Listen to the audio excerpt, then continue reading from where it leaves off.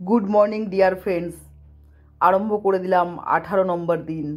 আজকের যাত্রা প্রায় 550 কিলোমিটার চেন্নাইয়ের দিকে। আমি জানি না কত দূর এগোতে পারবো, কিন্তু যাত্রা তো করতেই হবে। গোল্ডেন কোয়ালিলেটারের ট্র্যাক, আমাকে এগিয়ে যেতে হবে, থামলে চলবে না। ওদিকে পিছনে ফেলে এগিয়ে চলছি। নীলগিরির ঘন সবুজ পাহাড় আর সেই চেনা পাহাড়ি রাস্তা। গত দুদিন আমি এখানেই ছিলাম। যাই হোক, বেরিয়ে চলছি নীলগিরি ছেড়ে আমি চলছি নিচের দিকে। নীলগিরির এই চূড়াটা ধীরে ধীরে দিগন্তে মিশে যাচ্ছে। প্রতিটা মুহূর্ত মনে হচ্ছে কেউ যেন চুপি চুপি বলছে, ফির আওগে তো। মনে যেন হচ্ছে আবার এসো। খুব সুন্দর লাগছে চারিদিকের দৃশ্যটা।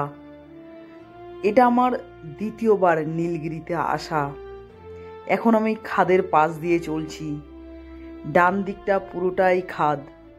খুব সুন্দর লাগছে, কিছুটা ইমোশনালও হয়ে পড়ছি নীলগিরিকে ছেড়ে যেতে। পাহাড় থেকে ধীরে ধীরে নামছি, সেই আবার সমতলের সড়কে ফিরে যাব। আজকে আমার সামনে একটা কঠিন চ্যালেঞ্জ, কারণ অনেকটা রাস্তায় যেতে হবে, প্রায় 550 কিলোমিটার। কিন্তু আমার সমস্ত রাস্তা 550 কিলোমিটার যাওয়া হয়ে উঠবে না, কারণ আমি একটা খুব জোরে গাড়ি চালাই না। বেরিয়েছি প্রায় 7টার সময়, এখন মনে হয় ঘন্টা দেড়েক হয়ে গেছে, তাই থামলাম। খুব সুন্দর একটা জায়গায়, দেখো চা পাতা তুলছে আর আমি চা খাচ্ছি। ব্রেক নেওয়া হয়ে গেল, সুন্দর প্রকৃতিটাকে দেখছি, দেখতে দেখতে চা খাচ্ছি। তো এই যে অনুভূতি, ভালো লাগাগুলো, এগুলি ভাষায় প্রকাশ করতে পারবো না, এত ভালো লাগছে। আমি এখন কনুর অতিক্রম করছি। কনুরে নীলগিরির সব থেকে বেশি চা চাষ হয়, যেমন আমাদের দার্জিলিংয়ের মিরিকে। নীলগিরির গাঢ় কুয়াশা আর চায়ের সবুজ এই বাগানের মধ্যে ঠান্ডার ঢাল বেয়ে আমি নিচের দিকে নেমে চলেছি।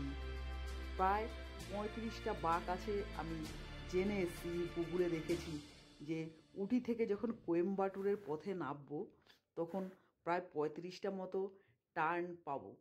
তো যাই হোক, যদিও আমি যখন লাদাখে গেছিলাম তখন এরকম অনেকগুলি বাঁক পেয়েছিলাম। ওরাটাকে আবার ওরা বলে যে গিট্টা লুপ। এখানে অনেকগুলি বাঁক পেয়েছি। আবার দেখো, এই ছেলেটা কিছুক্ষণ কথা বললো আমার সাথে, কোথায় যাব না যাব বলে। অনেকটাই নেমে চলে এলাম উটিকে ছেড়ে, নীলগিরিকে ছেড়ে সমতলের দিকে আমি ধেয়ে চলছি। উটির উচ্চতা থেকে ঘাট পথে যখন নামছি তখন মনে হচ্ছে যেন দিগন্ত থেকে আরেক দিগন্তের দিকে যাচ্ছি।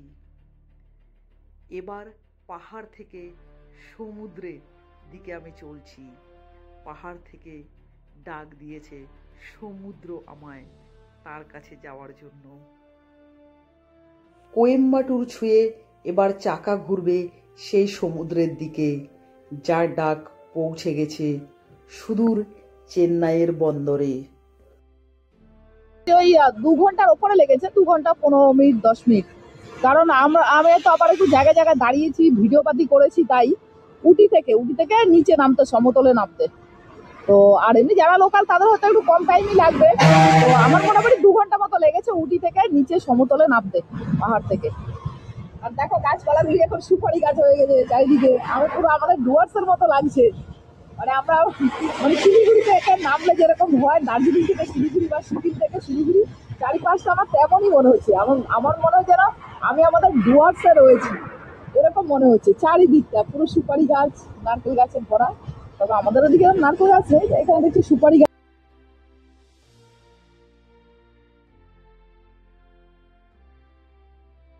এখানে দেখো মন্দিরগুলো সব এক ধাঁচে তৈরি, সব এরকমই দেখতে। এবং আমাদের যেরকম আম জামে ভরা, আর এই রাস্তাটাতে পুরো তেঁতুল গাছ। এখানে যে টক খায় বা ওয়েদার যে গরম, মানে গাছপালাতে বোঝা যায়, মানে তেঁতুল গাছে ভরা।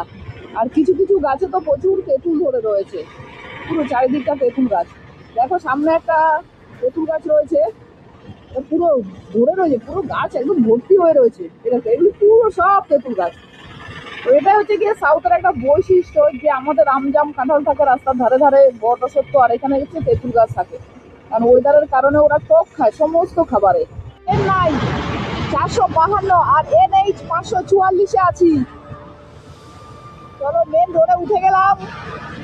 1 ঘন্টা মতো 3 ঘন্টা উটি থেকে এই মেন রোডে উঠতে, আর কি হাইওয়েতে উঠতে 3 ঘন্টা টাইম লেগেছে। এক্ষুনি পেট্রোল নিলাম আমি। তো দেখি আগে দাঁড়াবো, এখন 12:39 বাজছে। কোথাও একটু ব্রেক নেবো টিফিন করার জন্য। ডিশ খাচ্ছি, অনেক কিছু রয়েছে সবজিপাতি, ধরো ভাতও খাচ্ছি। ভাতের মধ্যে 3 ধরনের সবজি আছে, এটা ডাল, চাটনি, এটা টক জাতীয় কিছু একটা, তারপর সঙ্গে আবার বিরিয়ানি নিয়েছি। এই দেখো সব খাচ্ছি, দারুণ খেতে, ভালো লাগছে আমার, হালকা টক লাগছে।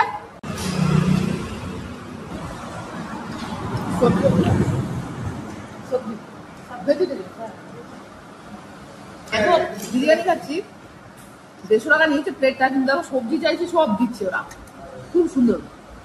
100 টাকা প্লেটটা নেয় ভাতের, আর 500 রকমের আইটেম দিত। দেখো ওই লেডি এসে বলছে এটা আপলম, আমরা তো বুঝিনি কিছু আপলম। আমি বলছি এমনি আপলম নো, তারপর বলছে যে পাপড় নিয়ে এসে বললো এটা আপলম, তামিল ভাষাটা আপলম পাপড়।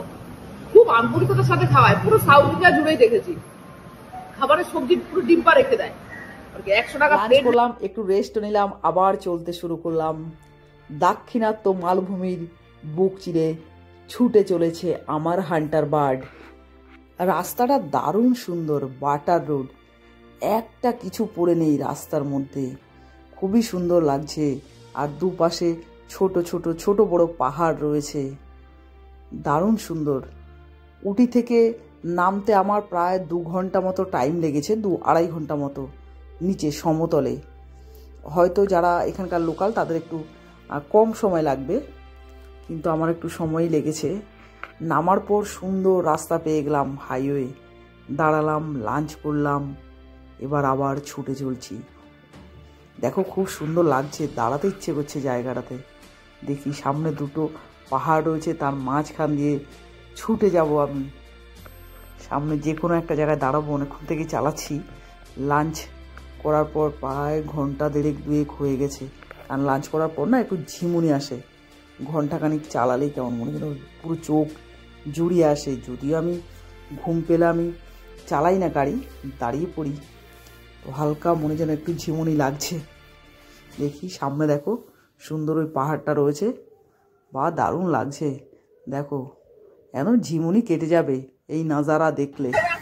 দাঁড়াবো, গাড়ি দাঁড় করে দিলাম এখানে, আমার গাড়ি লাগেজ পড়ে গেছে, কারণ কালকে আমি স্কুটিতে কিছু কেনাকাটা করেছি। আর এই দেখো এখানে সুন্দর একদম পাহাড়টা রয়েছে, হচ্ছে 544 ন্যাশনাল হাইওয়ে, দাঁড়িয়ে রয়েছে এখান থেকে চেন্নাই 350 কিলোমিটার। দেখো এখান থেকে দেখাচ্ছে চেন্নাই একদম সোজা। বয়েল করছে, এই দেখো এটার মধ্যে রেখে ওই চায়ের কি বলে আর কি গ্লাসটাকে ওখানে দিয়ে দিল, ওটা বয়েল ফুটছে, ভাপে চাটা ভাপে হচ্ছে। আজকে একটু লাঞ্চটা হেভি হয়ে গেছে, তাই একটু ঝিমুনি পাচ্ছিল। 2 ঘন্টা পর আবার দাঁড়িয়ে পড়লাম, একটু চা খেয়ে ঝিমুনি কাটাবো। দেখো আবার ভাপা চা, স্টিম টি, এটা খেয়ে একটু ব্রেক নেব, তারপরে গিয়ে দেখি আজকে থামবো। 4:30 মতো বেজে গেছে। এখানে একটু বসলাম ঝিমুনি কাটানোর জন্য, আর একটু রেস্টও নিচ্ছি।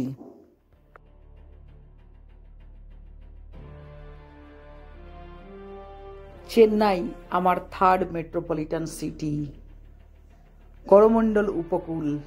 করমণ্ডল উপকূলের দিকে আমি ধেয়ে চলেছি, পাহাড় ছেড়ে উপকূলের দিকে, সমুদ্র তটের দিকে আমি চলছি। 5টা পেরিয়ে গেলেই আমি হোটেল দেখতে থাকি। দেখি এবার হোটেল দেখব। আমি কিন্তু কোনোদিনই হোটেল ঠিক করে রাখি না, কারণ রোড ট্রিপে কোথায় কখন যাব, কোথায় কখন থাকবো ঠিক নেই। অনেকের ডেস্টিনেশন ঠিক করে রাখে, কিন্তু আমি ঠিক করে রাখি না। একা চলি, যখন যতদূর ভালো লাগে চলি, আর সন্ধে হওয়ার আগেই থেমে পড়ি, কারণ এবার আমাকে থামতে হবে। দেখি যেখানে হোটেল পাবো আমি থেমে যাব। আজকে হোটেলে ঠিক মতো পাচ্ছি না, একটু বৃষ্টি হলো বলে আবার রেইনকোটও পরতে হলো। দেখো সন্ধে গড়িয়ে গেছে, নিশ্চয়ই সামনে পেয়ে যাবো। জিপিএসে মানে দেখলাম সামনে হোটেল রয়েছে। সন্ধে এখন 7টা মতো বাজে। যাই হোক আজকে একটু রাতই হয়ে গেছে, কারণ সূর্য অস্ত গেছে। এখানে অবশ্য 6:30টায় সন্ধে হয়, জাস্ট সন্ধে হলো। এবার দেখি সামনে একটা হোটেল। ডে নাম্বার 18 শেষ করলাম উল্লুপুরুতে। তো নামটা আমিও ঠিকঠাক বলতে পারছি না। চেন্নাই এখান থেকে 200 কিলোমিটার।